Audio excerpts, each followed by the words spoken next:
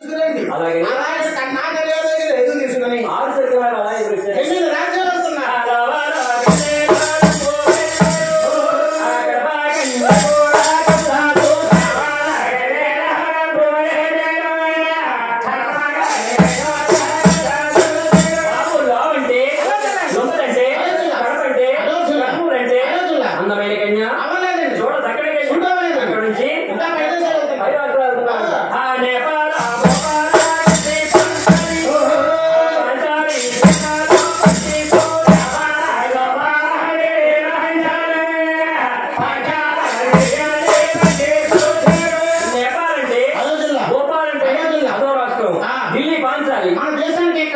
అందమైన కన్య చూడ చక్కటి కన్య ఆరు రణములు కూడా వృటాలక్ష్యంలో కాళ్ళు చేతులు వేసుకుని ఆరు రణములు కూడా ఆలోచించుకుంటున్నారు.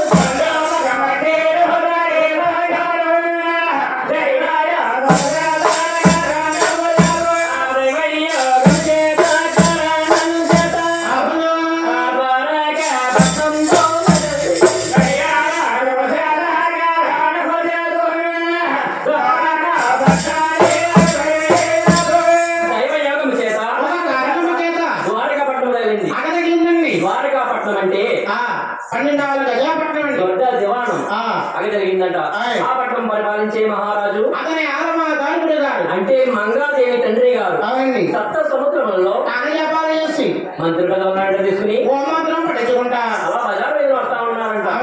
మీ ఆరు గణములు కూడా అదే మీద వెళ్ళే రాజును చూసి ఏ తల్లి కన్నదో ఇటువంటి రాజు కళ్ళతో చూస్తాం చేస్తున్న పాపాలు పట్టుకున్న పాపాలు అలాగని మనసులో ఆ ఊరు పాలిని బట్టి మాట్లాడుతున్నారు. అవునండి, గోదావరి మాట వేసుగా ఉంటుందండి. అలా మాట వేసుగా మాట్లాడుతున్నారు. మేరే ఊరు అబ్బాయి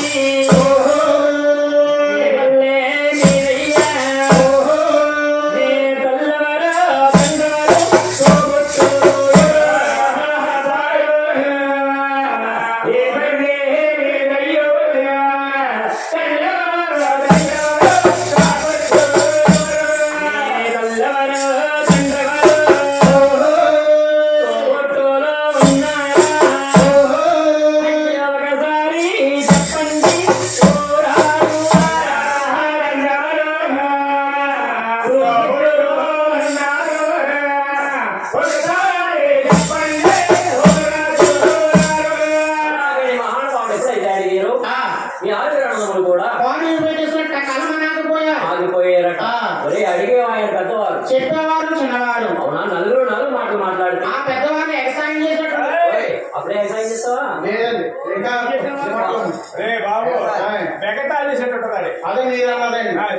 ఎగతాళి చేసినట్టుంటది. మీ ఐదుగురు మాట్లాడకండి, నేను ఒకటే సమాధానం చెప్తాను. అలాగని చేసి ఆ ఊరు పాలన బట్టే మాట్లాడుతున్నాను. సమాధానిస్తున్నాను. మా ఊరు